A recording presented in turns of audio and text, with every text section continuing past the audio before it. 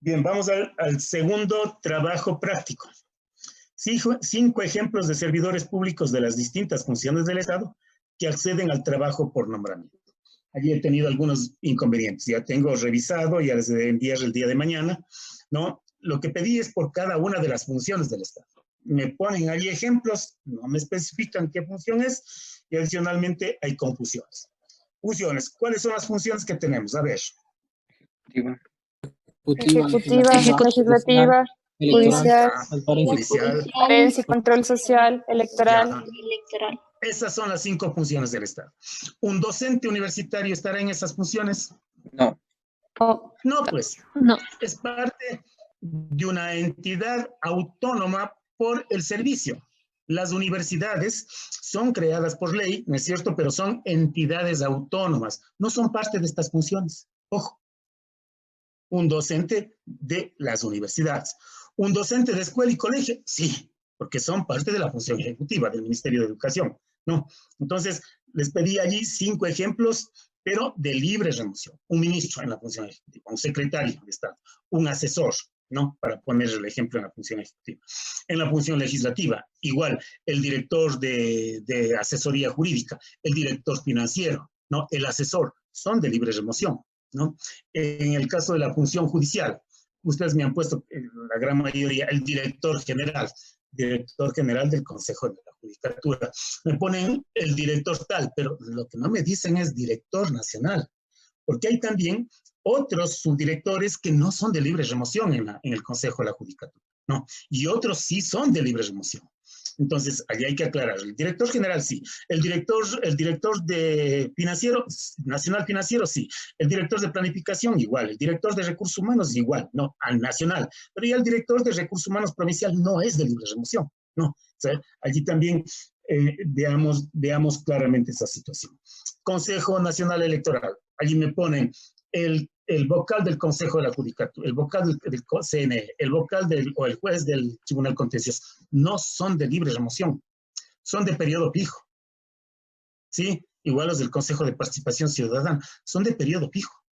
No hay que cometer esos errores que hemos cometido en los trabajos, ¿sí? Tenemos que ir viendo con precisión esos temas, ¿no?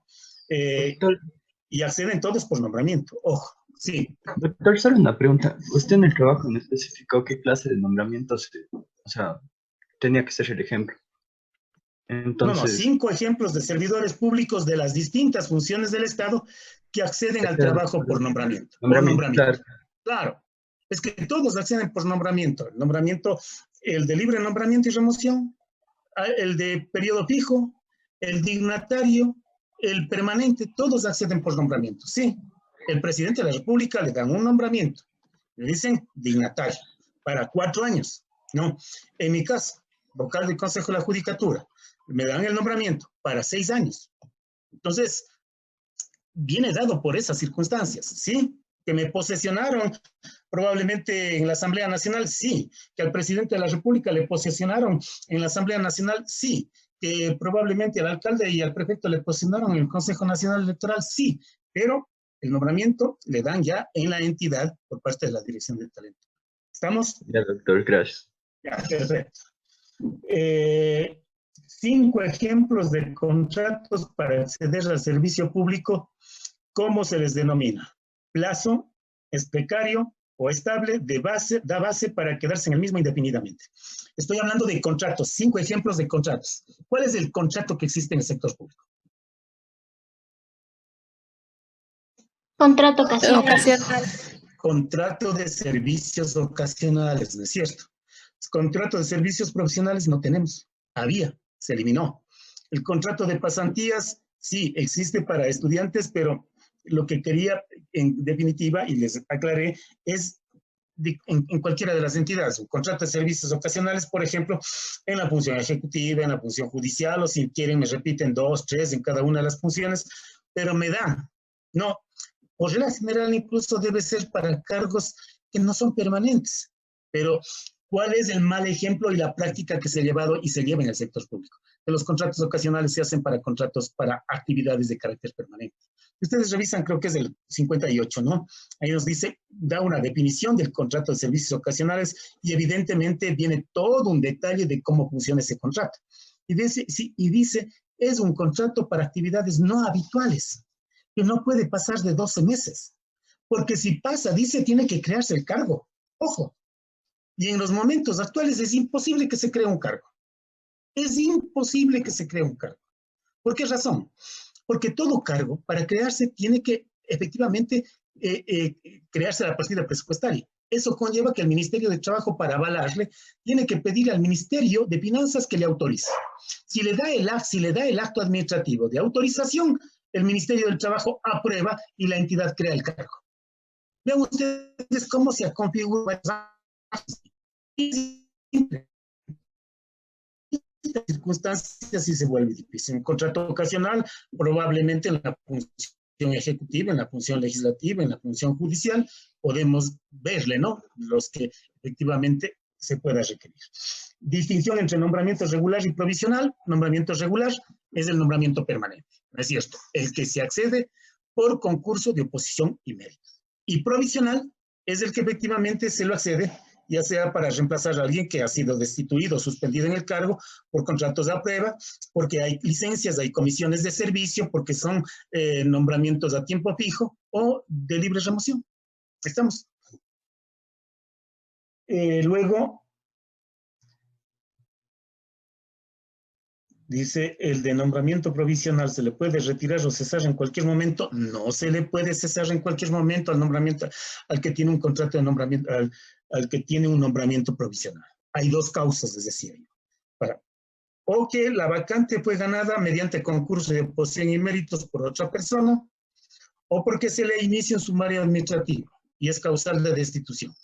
O la última que apareció recientemente con el COA, en la disposición tercera y cuarta de las disposiciones transitorias, que la entidad entre en un proceso de reforma o de reestructura para modificar las competencias, para establecer su nueva planificación o para impedir que exista colisión de competencias. Y obviamente en un proceso de reingeniería a través de los procedimientos previstos. Solo allí se puede efectivamente decir, ya no, estos están de más, doy por terminado, ¿no? Pero eso ya hay incluso algunas sentencias sobre eso. Al asesor económico del Ministerio de Educación, la autoridad nominadora le puede remover en cualquier momento. ¿Quién es la autoridad nominadora? La autoridad nominadora es el ministro de Educación. ¿Le puede remover? Claro, es asesor, es de libre remoción. ¿Estamos?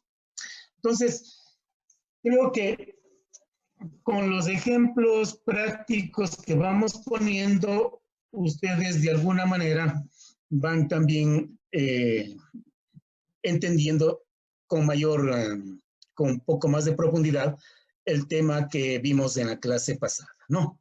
Bien, vamos ahora sí al tema 6. ¿O tienen alguna inquietud?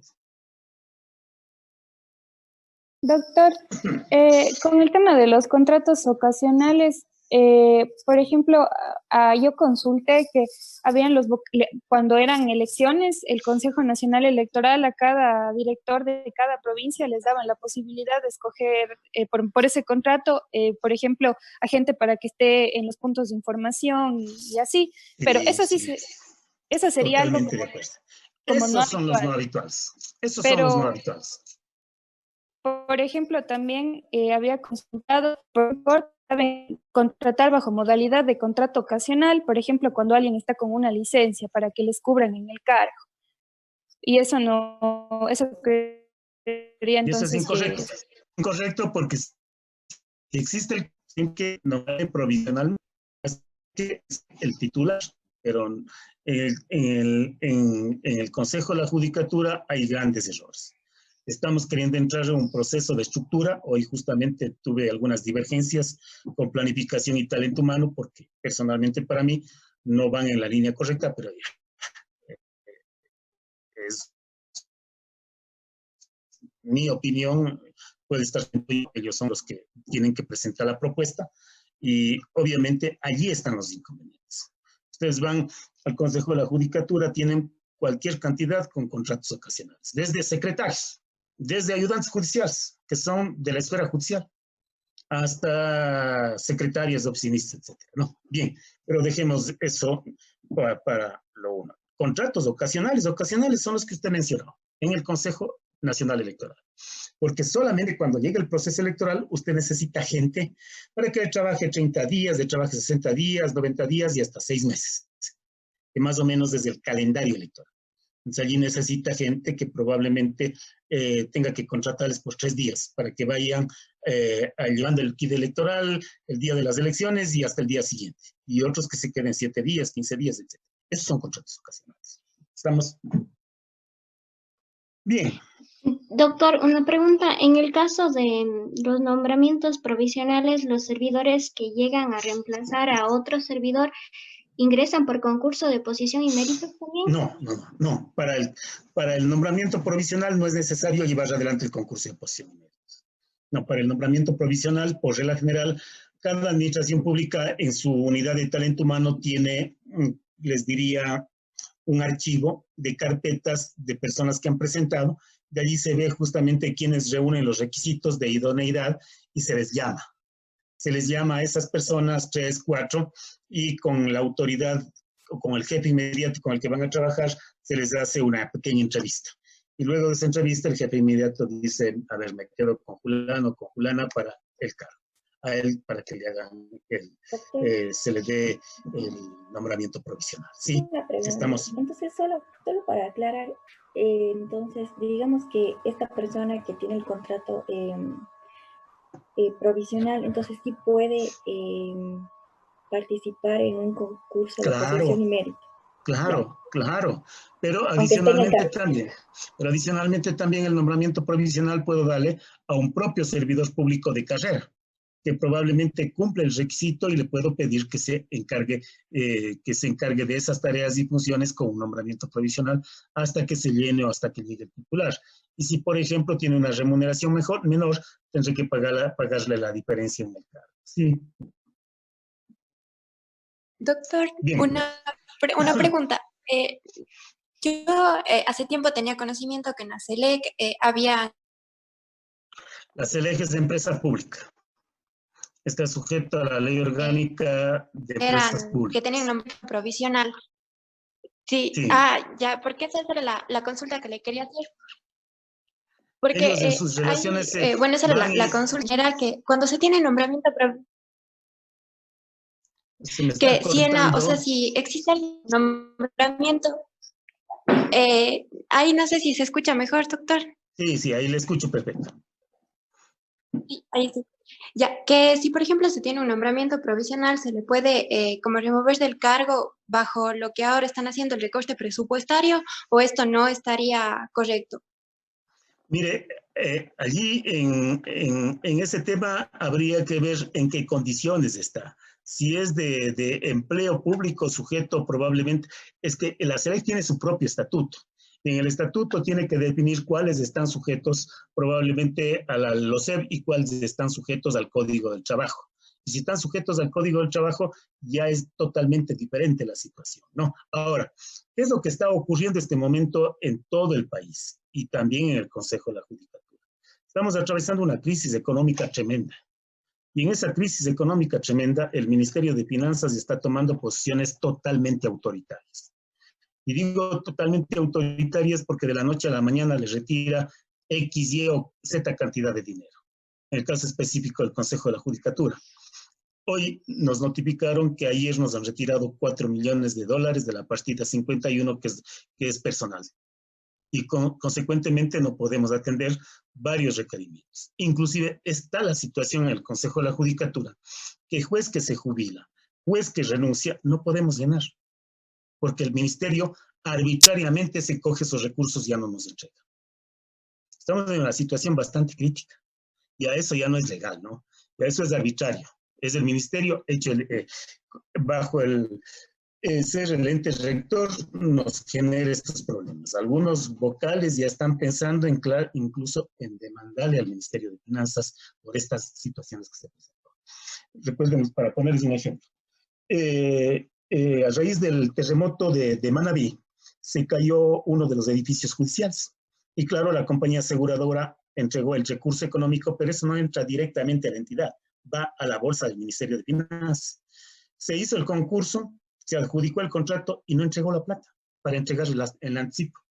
Tuvieron que en Manabí proponerle una acción de protección al ministro de Finanzas y la jueza le dio 5 días para que entregue la plata.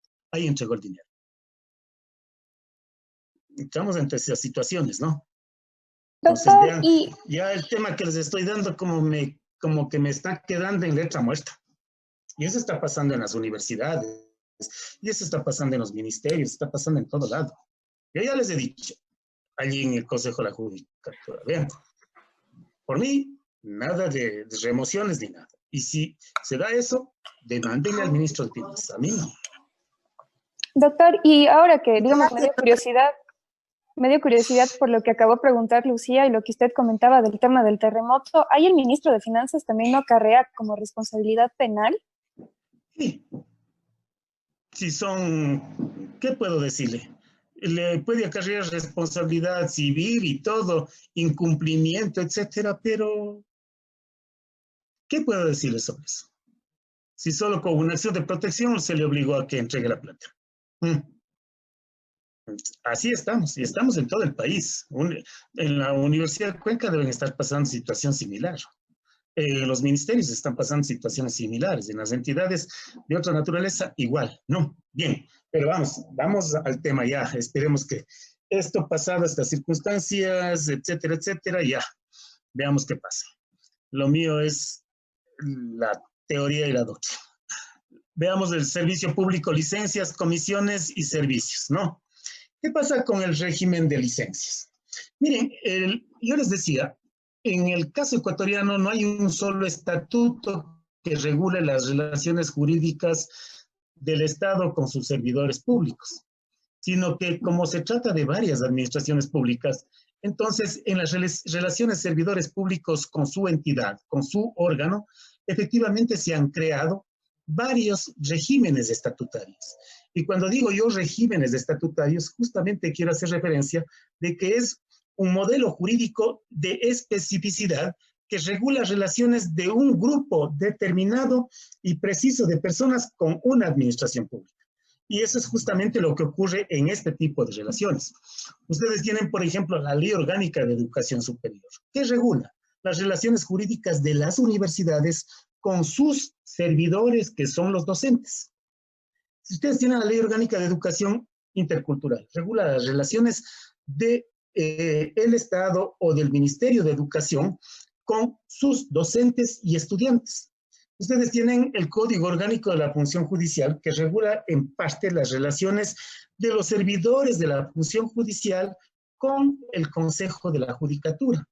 Tienen la Ley del Ministerio de Relaciones Exteriores, que regula las relaciones de los servidores del ministerio con su ministerio, y así sucesivamente. Entonces, este es el inconveniente que efectivamente tenemos en esta esfera donde hay varias administraciones públicas. No sé si me están escuchando, se me fue tal vez. Hola. Sí, doctor, Doctor. Ya. Se me perdió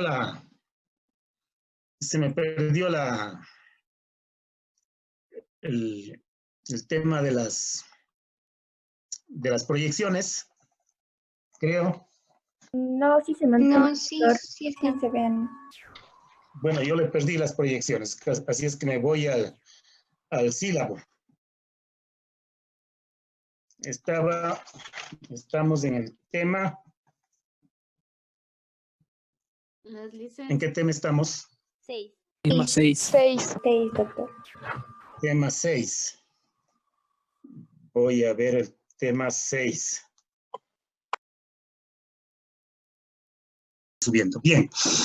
Decía, tenemos una ley que es la ley madre, ¿no? La Ley Orgánica de Servicio Público, que incluso nos dice que esa ley es aplicable en todos los vacíos que tengan los otros cuerpos normativos que regulan estas relaciones. Con base en estas consideraciones, en la Ley de Servicio Público encontramos muchas normas que son de aplicación obligatoria en todas las entidades y en todas las relaciones. Por ejemplo, temas de ingreso, requisitos para el ingreso, inhabilidades, incompatibilidades, ¿no? Esas son aplicables en toda la administración pública y en todo el régimen de relaciones de servidores públicos. Igual el tema referente, por ejemplo, a la venta de renuncias o jubilaciones, aplicable en toda la administración pública. O el segundo libro que tiene relación con las remuneraciones. Pero bien, aparte de todo eso, ¿qué es lo que pretenden regular estos cuerpos normativos? Pretenden regular, sobre todo, que exista eficiencia y eficacia en la administración pública. Y para eso necesitan servidores, es decir, pero esos servidores, evidentemente, hay que darles una debida preparación en lo técnico, en lo personal y en lo profesional. Y para cumplir con esos objetivos y que la administración pública sea eficiente y efectiva, debe contar con una escuela que les prepare a ellos. Esa es una parte. La otra parte, que también hay que garantizarles derechos a los servidores públicos. Y esos derechos están garantizados en estos cuerpos normativos. Están una parte que dicen derechos de los servidores públicos. Pero luego vienen otros que son de mayor especificidad. Una de esas son las licencias. Otras serán las comisiones de servicios. Otras probablemente sean los traspasos, los cambios, etcétera, ¿no? Entonces, hay derechos para los servidores públicos, ¿no? Y obviamente también hay deberes y obligaciones. Y claro, en el evento que si no observe las mismas, vendrá el régimen sancionatorio. Pero quedémonos en esta parte de los derechos. Uno de esos derechos son las licencias. Las licencias, en gran medida, como decimos allí, son permisos que la administración pública puede otorgar al servidor público, ¿no? Pero requiere la petición del servidor para darle la licencia. Y, evidentemente, el servidor tendrá que establecer cuál es la causa por la que está pidiendo la licencia. Y en muchos de los casos, efectivamente, esas licencias deben ser debidamente justificadas, ¿no? Entonces, allí taxativamente nos establece las licencias, unas con remuneración y otras que no son con remuneración, y otras que son licencias por horas, no, las licencias con remuneración. Ya lo dije anteriormente, son derechos que se les otorga o se les da a los servidores públicos, pero única y exclusivamente por las causas expresamente previstas en esta ley. Ya les voy a mandar un trabajo para que vean licencias en los otros cuerpos normativos, que de alguna manera son aproximaciones también a estas, pero en otros incluso esta ley regula de mejor manera, ¿no? Una de estas, licencia con remuneración por enfermedad. Cuando hablo de enfermedad me refiero a una enfermedad normal, sea esta física o psicológica, ¿no? Obviamente, la petición que haga el servidor público debe ir acompañada del respectivo certificado médico, que efectivamente le dé fe de que la persona se encuentra enferma psicológicamente o físicamente, y que eso le imposibilite realizar el trabajo, ¿no? Entonces, esa licencia, ¿por qué tiempo es? De 3 meses, susceptible también de un periodo de rehabilitación, ¿no? La otra, enfermedad catastrófica o accidente grave, decimos, ¿no? Allí el plazo no puede exceder o ser mayor a 6 meses, ¿no? Y se puede extender el uso hasta por 2 días para rehabilitación, pero siempre por prescripción médica. Igualmente, tiene que acompañar el certificado médico, ¿no? Lo otro, tenemos el caso de la maternidad.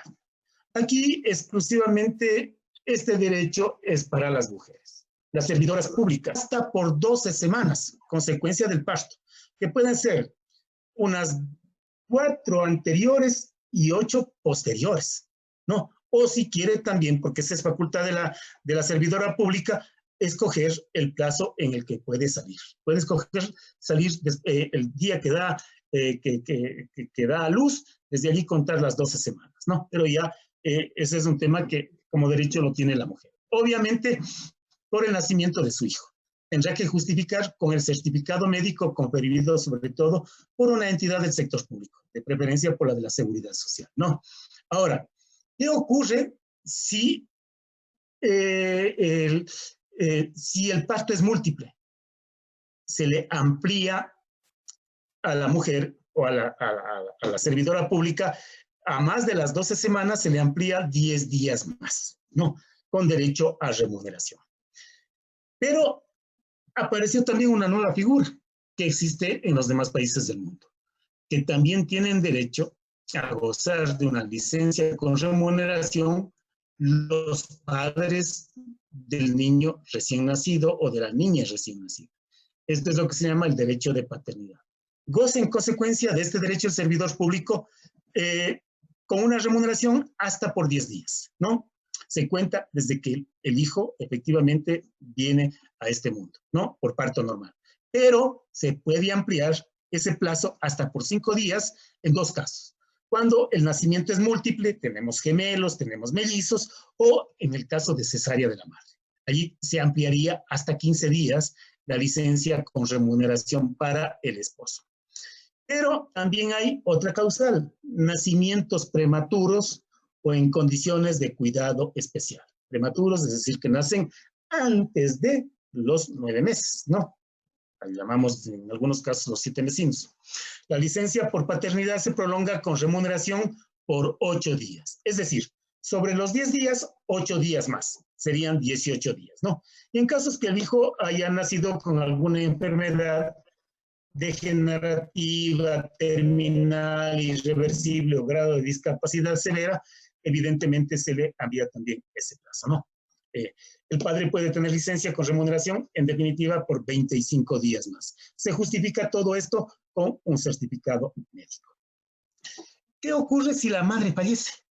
Si ha fallecido, por ejemplo, antes de dar a luz, una semana antes. Ese lapso que tendría de las 11 semanas lo puede coger el padre. O nace el día que da a luz al hijo. El tiempo que le falta coge como licencia el padre, ¿no? Que sea servidor público, por supuesto, que sea servidor público, por el tiempo, por la totalidad del tiempo que le correspondía a la madre. Y en el caso de los padres adoptivos, también tienen licencia con remuneración a servidores públicos 15 días, desde la fecha que se le entregue al hijo legalmente adoptado. Hay también licencia con remuneración en el caso de hospitalización. Los servidores públicos tienen derecho a 25 días de licencia con remuneración para atender casos de los hijos hospitalizados o con patologías degenerativas. Pueden tomar los padres de manera conjunta si los dos son servidores públicos en la misma entidad o en otras instituciones, ya sea de manera conjunta, digo, continuada o alterada, ¿no? Ustedes saben, en la propia entidad pública hay esposos, ¿no? En el caso de la universidad, en el caso del Consejo de la Judicatura, etcétera. Pueden pedir continuada o alternadamente esa licencia.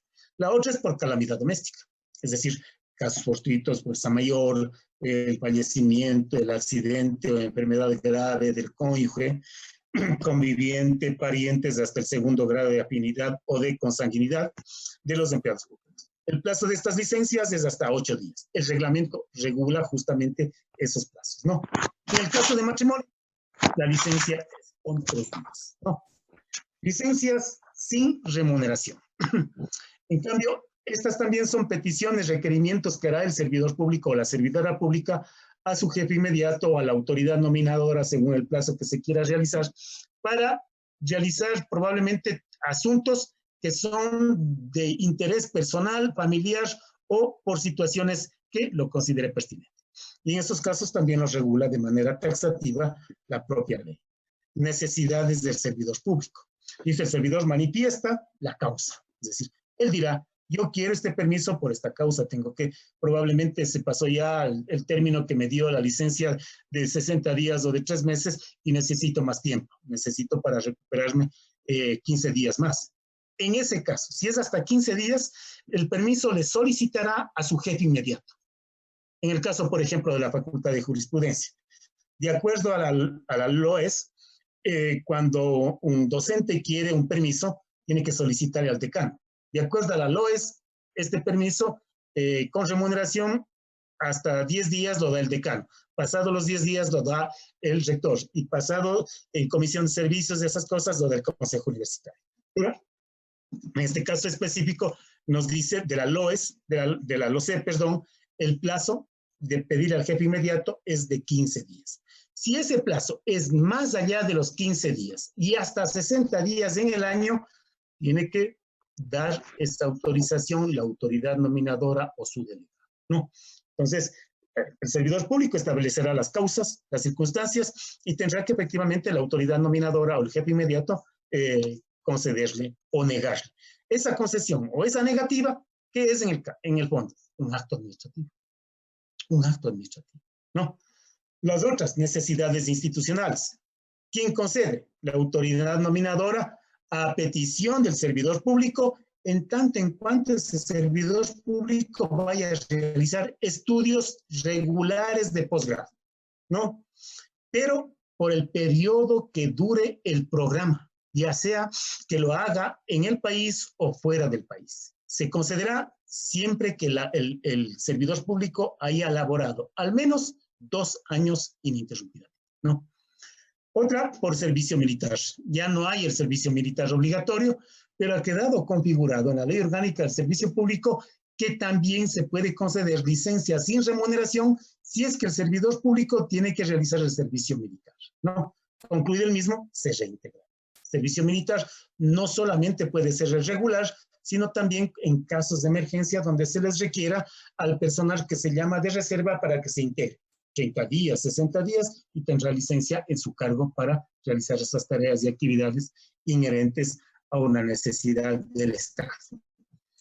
Las otras por labores temporales, para actuar en reemplazo de un dignatario de elección popular. En el caso de ustedes, Esteban Gibaja es concejal alterno de alguien que está en el Consejo Cantonal de Cuenca.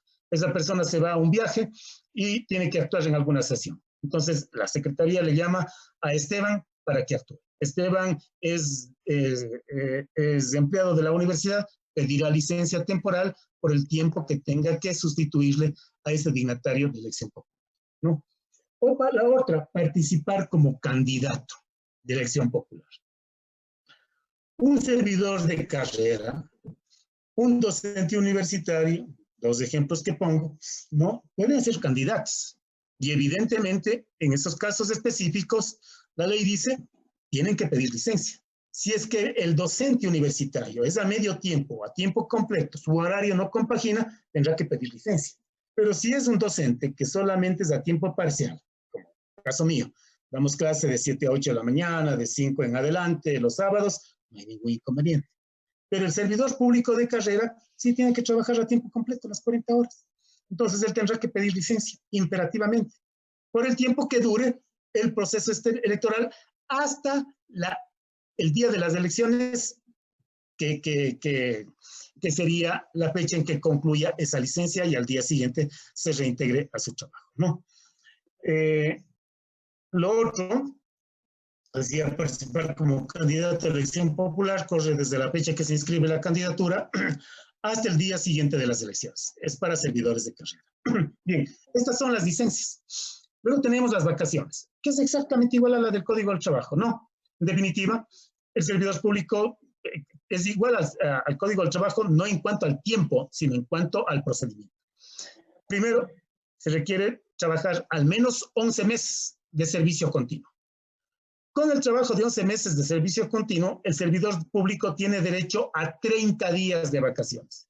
Sea servidor público de carrera, sea servidor público con nombramiento provisional, sea con contrato ocasional, si es que se le ha pasado, le han dejado que pase, o era para 12 meses, los 11 trabajará y los otros tendrán que o liquidarle las vacaciones, ¿no? O sea, dignatario, funcionario, etc. Tienen derecho a 30 días de vacaciones anuales pagadas, ¿no? Pero, ustedes saben, en el Código del Trabajo es diferente, porque el trabajador lo que tiene derecho es a 15 días de vacaciones. Con el contrato colectivo eso puede ir subiendo, pero no así en este tema, ¿no? En el caso de los servidores públicos, el tiempo de trabajo de 11 meses continuos le da derecho a 30 días de vacaciones pagadas. Lo que no se puede es compensar en dinero el no uso de las vacaciones. Ojo, puede el servidor público acumular sus vacaciones hasta por 2 años. Él tiene que hacer uso, porque si no hace uso, pierde. Y la única excepción que existe es en el caso de que haya cesado en el ejercicio de la función. Es decir, que se haya terminado la relación laboral porque renuncia, porque ha sido destituido, porque se ha jubilado, etc. Allí, si le quedó 40 días, 45 días, se le liquida esa diferencia, hasta por 60 días. ¿Estamos? Sí, doctor. Bien, pasamos a las comisiones de servicio. Verán, una cosa son las licencias con remuneración, otras cosas son las licencias sin remuneración, otras incluso las que se establecen por horas, creo que está aquí, si no está aquí, lo vamos a ver igual, y otras las comisiones de servicio. Las comisiones de servicio pueden ser con remuneración y sin remuneración. La semejanza entre las dos, única y exclusivamente, es para servidores de carrera. Es decir, comisiones de servicio no existe para servidores dignatarios, no existe para funcionarios de libre remoción, para nombramientos provisionales, etc. Solo, única y exclusivamente es para servidores que ganaron el concurso de oposición y méritos, ¿no? Ahora, estas personas tienen que haber laborado, ¿no?, en la entidad al menos un año, cuando estoy hablando de comisiones con remuneración, ¿no? Y claro, si hay alguna entidad del sector público que requiera los servicios de ese servidor, le pedirá a la entidad. ¿Qué le pedirá? ¿Qué la entidad donde uno trabaja, qué le exigirá? Primero le hará conocer al servidor público para que acepte. Si es que él acepta la comisión de servicios, entonces continúa el trámite y la autoridad nominadora pedirá un informe al director de talento humano para ver si es factible o no esa comisión. El director de talento humano tiene que darle un informe vinculante. Ojo, ¿recuerdan lo que vimos el año pasado respecto a los informes? ¿Cuántas clases de informes veíamos? Los consultivos y los vinculantes.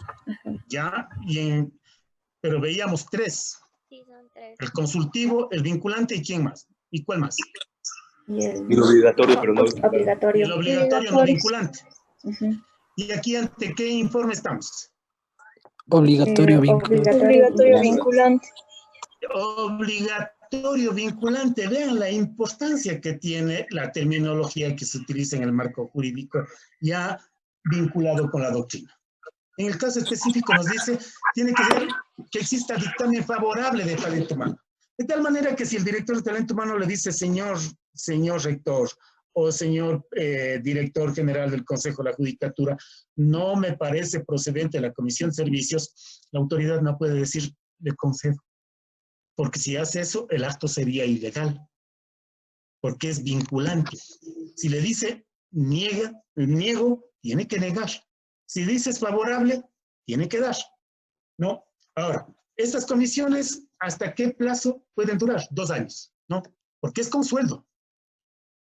Y obviamente la persona que va a ejercer ese cargo en otra entidad tiene que cumplir con los requisitos que el cargo lo exige. Doctor, no sé si tal vez Ahora, podría... ¿qué pasa? Porque la comisión de servicios con remuneración. Supongamos que el docente en la Universidad de Cuenca gana una remuneración de $3,200, pero al cargo que va, ¿no?, va con $4,200.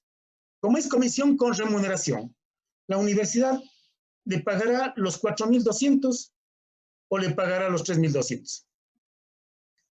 Allí tiene que ponerse también de acuerdo la entidad, las dos entidades. Si la universidad le dice, yo le doy la comisión con sueldo, pero hasta con 3,200, la diferencia tienen que darle ustedes. Ojo, tienen que ponerse de acuerdo las entidades, porque estamos hablando de comisión con remuneración. La universidad también puede decirle en un caso específico, le voy a dar esta diferencia, pero ahí la Contraloría le puede molestar. Entonces es correcto que se pongan de acuerdo las entidades, ¿no? Porque el pago de la diferencia entre lo que percibía y lo que va a percibir, efectivamente es un derecho que no puede renunciar el servidor público al cargo que va, ¿no? Conserva todos sus derechos en la institución de origen, de tal manera que por el tiempo que va a estar en otra entidad, su cargo debe mantenerse. Así entra un proceso de estructura la entidad, el cargo no puede tocarse.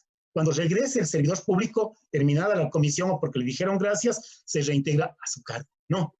Entonces, eso también hay que tenerlo presente. Ahora, se puede también conceder la comisión, dice, para efectuar reuniones, conferencias, pasantías y visitas de observación al exterior o también dentro del país.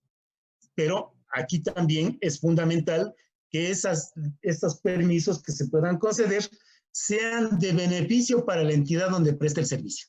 Y ahí se requiere justamente el informe de talento humano que nos diga que efectivamente tiene esa finalidad. Y esas comisiones se pueden dar hasta por 2 años, ¿no? Por 2 años y cumpliendo los requisitos. Doctor, yo tengo una pregunta. Bien. No sé si tal vez nos podría ayudar con un ejemplo sobre cuál sería una comisión de servicios, porque no entiendo entre entidades. Ya. Miren, yo fui asesor jurídico de la empresa eléctrica regional Centro Sur hace muchísimos años, ¿no? Y tuvimos el caso de un director de producción, me parece, que el Ministerio de Energía, de Electrificación, le pidió una comisión de servicios y le pidió una comisión de servicios con sueldo. Y claro, a pesar de que era compañía anónima, ojo, pero los accionistas eran todos del sector público, había que conceder la comisión. El informe fue favorable, nuestro que se conceda la comisión de servicios con sueldo. Pero allí hubo un problema. El problema era que si el servidor público ganaba, en la empresa eléctrica en esa época 320,000 sucres, ¿no? En la entidad donde iba a prestar los servicios ganaba 400,000. Entonces nos dijeron, ¿quién paga esa diferencia? Bueno, por suerte era privada. El ministerio dijo que no. La entidad ofreció pagar los 4,000, pero es fundamental ponerse de acuerdo. Al Ministerio de Electrificación, se fue de subsecretario, me parece, estuvo 2 años allá y después se reintegró. Es un ejemplo que les puedo poner. Que es muy difícil la comisión Doctor, de servicios. una consulta. Con remuneración es difícil la comisión de servicios, ojo, porque el cargo ya no queda vacante, ojo, el cargo no queda vacante, el cargo está ocupado, porque se llevaron la remuneración. Ojo, ¿sí? Gracias, doctor. Doctor, una consulta. Sí. De no existir acuerdo entre las dos entidades y debido a que el pago de esta diferencia es un derecho del servidor, ¿por ley no hay alguna disposición que obligue a una de las dos entidades a hacerse cargo de ese sueldo? No. Ese es justamente el problema, ¿no? El cargo de comisiones tiene derecho el empleado, pero a percibir el sueldo mayor o el pago de la diferencia entre lo que percibía y lo que va a percibir. Pero ahí tienen que ponerse de acuerdo si no es complejo. La entidad pública que le van a decir pague la diferencia, va a decirle no, porque después me va a glosar la Contraloría. ¿No? Esa parte es media compleja, ¿sí?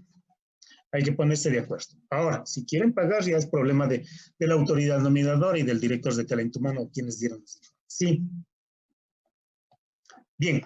Doctor, la otra comisión. Sí. ¿Es posible realizar una comisión de servicios a un cargo de menor remuneración y mantener la remuneración anterior? ¿Sería superior? Podría ser también esa posibilidad.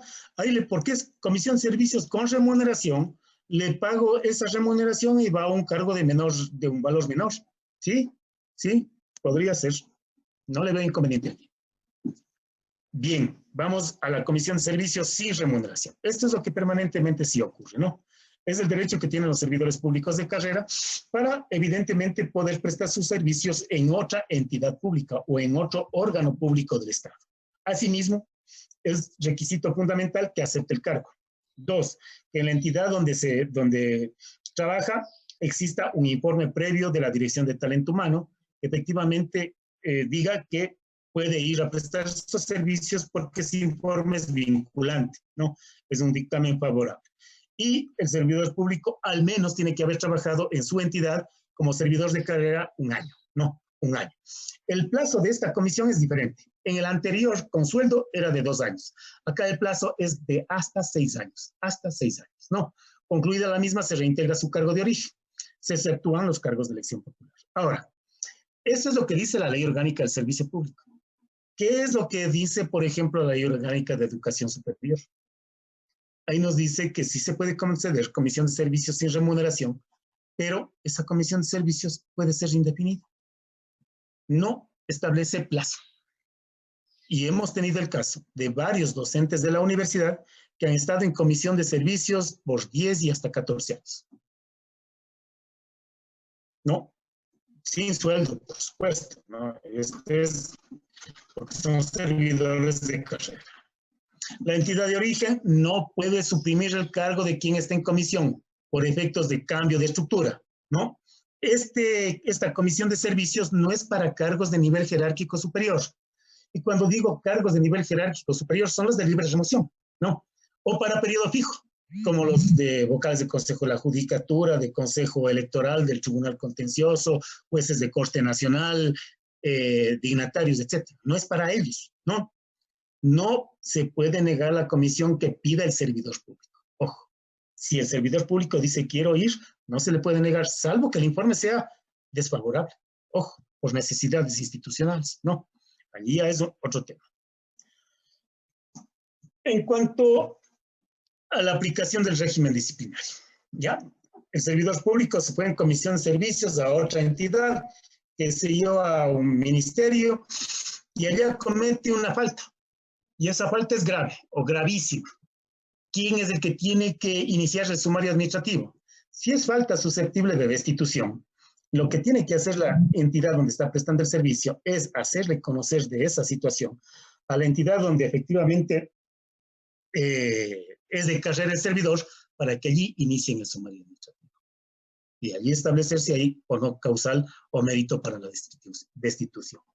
Si es por otra causa, infracciones leves o menos graves, la propia entidad donde está prestando últimamente los servicios iniciará el sumario. Supongamos, un servidor público del Ministerio de Educación de la Dirección Provincial de la SUAY va en comisión de servicios al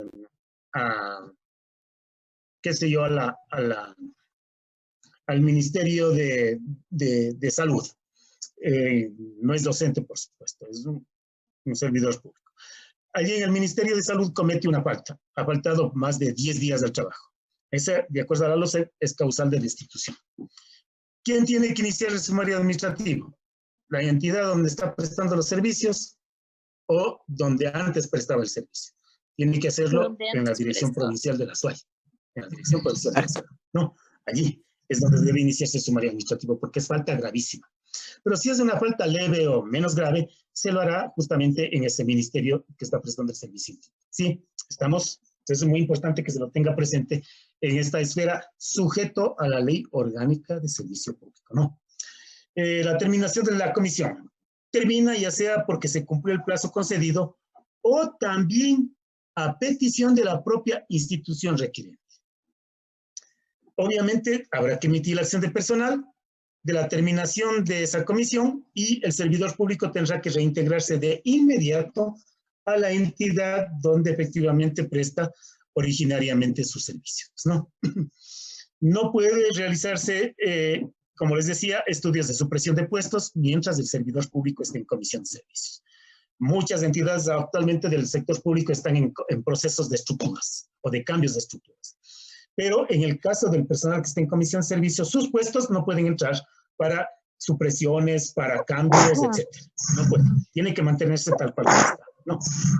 Nuevamente me salió esta situación, pero pasemos a ver qué ocurre. Una consulta, obligación doctor. De reintegro. Sí. En caso de que, bueno, sí. me impresiona esta parte de que no se puede suprimir porque existiría el caso en que, por ejemplo, todo un departamento desaparezca en una institución, pero tendría que conservarse ese cargo. ¿Funcionaría? El cargo, justamente allí es donde, ¿qué es lo más procedente? Lo más procedente es que se termine la comisión de servicios y se reintegre al cargo. Comunicarle a la entidad requiriente de que efectivamente están en ese proceso de estructura, que por favor se dé por terminada la comisión. Porque caso contrario, en el tema, efectivamente, que usted lo menciona y lo menciona con mucha propiedad, si estamos hablando probablemente de una dirección o de un departamento, no puedo toparle a lo mejor al departamento. Y me complica la estructura. Entonces, por eso es muy importante tener presente todas estas cosas, porque si se modifica sin esto, esa persona puede demandar y tendrán que reintegrar al cargo, así se haya suprimido, etcétera, etcétera, ¿no? Es muy bien hecha su pregunta. La obligación del reintegro, decíamos, concluida la comisión, por licencia, el servidor debe reintegrarse de forma inmediata y obligatoria a su institución. Su incumplimiento se le comunica a talento humano de la autoridad nominadora para fines disciplinarios. Habría que ver si es falta leve o si es falta grave. Falta más de 3 días, causal hasta de destitución. Las licencias no son acumulables, ¿no? Excepción de las vacaciones que sí son acumulables por 2 años. Hay otros permisos que les decía, y estos permisos sí se pueden dar por horas, ¿no? Son los que pueden conferirse en el sector público a sus empleados por regla general, en tanto en cuanto no estén regulados en los propios estatutos de cada una de ellas. En algunos casos pueden estar regulados en las leyes especiales. Por regla general no está. Son permisos que se da de 2 horas diarias, ¿no? Para poner los ejemplos, estudios regulares. ¿Qué se les pide a los estudiantes en la universidad? Piden que efectivamente están matriculados y que han pasado el ciclo. Entonces, justifican en la entidad donde están prestando probablemente el trabajo, que tienen derecho a eso. Por atención médica, igualmente un tiempo de hasta 2 años, hasta 2 horas, ¿no? En el caso de víctimas de violencia, sin cargo de vacación por el tiempo que sea necesario para tramitar y acceder y dar cumplimiento a las medidas administrativas y judiciales expedidas por autoridad competente. No afecta el derecho de recibir la remuneración completa ni las vacaciones. Ustedes saben, el tema de la violencia es sumamente grave, es sumamente delicado, ¿cierto? Y claro, la violencia por regla general que se da en la casa afecta a las mujeres. Y la mujer tiene todo el derecho para acudir inmediatamente al juzgado de violencia y pedir el auxilio. La primera acogida inmediatamente tendrá que explicarle todos los detalles y pormenores de lo que es ese procedimiento. Y obviamente luego que conozca el juez que el psicólogo, el médico, la trabajadora social tomen de inmediato a cargo el tema para darle todas las herramientas necesarias al juez a efecto de que vea si se trata de simplemente una simple infracción o se trata ya de un juicio mismo, ¿no?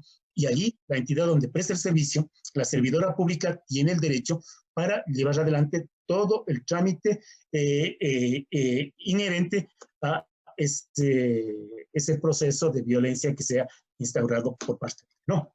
El cuidado del recién nacido, 2 horas diarias y hasta por 12 meses a partir de que concluya la licencia por maternidad. Los directivos de asociaciones y servidores públicos también tienen derecho a la licencia, pero tienen que presentarle a la autoridad nominadora un plan del trabajo.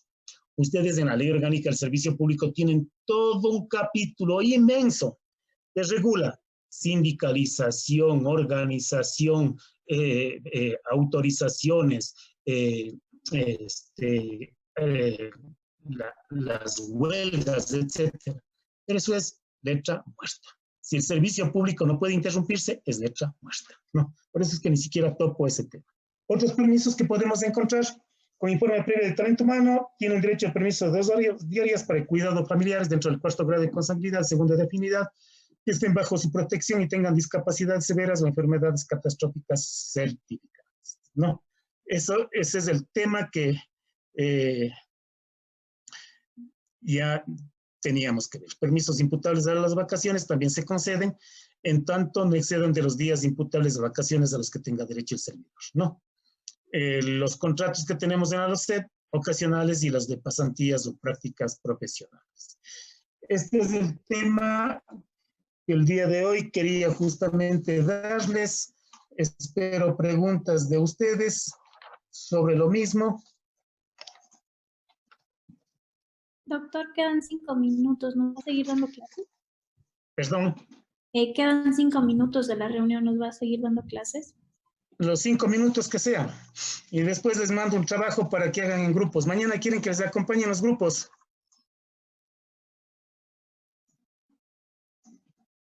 ¿Quieren trabajar en 1 hora, 2 horas determinadas en grupos con la guía mía, o quieren hacerlo como lo han venido haciendo? Porque a mí me coge un error de tiempo calificar también. Yo creería que como venimos haciendo, doctor, si para ustedes como. Ya, yo les voy a mandar los 2 trabajos, ¿no? para que lo hagan exactamente en los mismos términos que lo hemos venido haciendo. Trabajo autónomo no les voy a enviar, ya es mucho que me trabajen. Esto es trabajo de clase, no lo de mañana, es trabajo de clase, son de 2 horas. Pero si quieren, tienen mi guía, me pueden hacer alguna pregunta, lo hacen también y los contesto, ¿no? Doctor, solo una duda para las personas que, bueno, no sé si fue solo mi problema que no alcancé a ingresar a tiempo al momento de abrir el Zoom, pero yo le envié un mensaje al grupo de WhatsApp con la captura de la pantalla de lo que me estaba sucediendo. ¿Cómo se llama usted? Es Verónica Contreras, del grupo 1. Ya le veo. Verónica Contreras, grupo 1. Ya. Sí, aquí está ya. Perfecto. Doctor, yo también tuve el mismo inconveniente. ¿Cómo se llama? La compañera. Hilaria Moore. ¿De qué grupo? Del grupo 2. Grupo 2. Ya, ¿alguien más? La señorita Vera viene. ¿Está? Doctor. Sí. Sí, estoy aquí. No sé si me escucha, porque a veces No, le escucho muy bien. Es que ¿Aló? con usted he tenido inconvenientes en el trabajo y por eso le estoy preguntando. Sí, estoy en clases. Lo que Ya, pasa, como perfecto. doctor, a veces no llega tampoco el correo. Usted me indicó como 3 veces que no le llegaba mi correo, mi lo que deber. pasa es que el trabajo que me envió era exactamente el autónomo y el práctico el mismo. Entonces, por eso le decía, oiga, tengo ese problema. Después me envió el otro trabajo y ya le califiqué. Sí, mañana les mando las notas. Ya, ¿Algo doctor. más? Doctor, disculpe. Sí. Usted me había enviado un mensaje diciendo que faltaba mi trabajo autónomo, el número 2. ¿Cómo se llama usted? Diana Sangurima. Yo le contesté y le dije que había hecho con mi compañera y, o sea, está el nombre de las dos en el trabajo. Y yo revisé y yo mismo le envié el trabajo. ¿Con qué compañera hizo el trabajo? Verónica Contreras. Sí, ella me parece que sí está con la nota. Contreras, Sí. Grupo 2. No, grupo 1. Sí, grupo 2. Ah, no, perdón, sí, el grupo 1. ¿Con cuál me dice? Con Verónica Contreras. ¿Y sí. usted es Sangurima? Sí, Sangurima. Le voy a poner la nota que tiene su compañera, pero qué raro, se me pasó. Sí, pensé Verónica, que no estaba mi nombre en a la ver, hoja. Verónica Contreras tiene 2. Ya, está bien. 2/2. Ya. Sí. Ya, muchas gracias, doctor. ¿Alguna otra inquietud? Doctor, disculpe, yo tengo una inquietud. Les envío... Doctor, disculpe, yo tengo una inquietud. Lo que pasa es que yo el primer trabajo yo no tuve acceso a internet y me demoré, entonces... No soy Saldaña. Diego Saldaña, sí, correcto. Envíame el trabajo para calificarte. Tengo que ser flexible en todas estas cosas. Ya. Doctor, obviamente ya no será sobre la misma nota, ¿no? No, yo sí, yo le envié hace fechas, o sea, el segundo día de lo que usted había pedido. Pero veamos, yo tengo aquí Saldaña. El primer ya trabajo. Tienes todas las calificaciones, ya tienes todas. Ah, ya. Sí, listo, ya gracias. Las 4 calificaciones tienes. Sí. Listo, muy amable, gracias. Ya.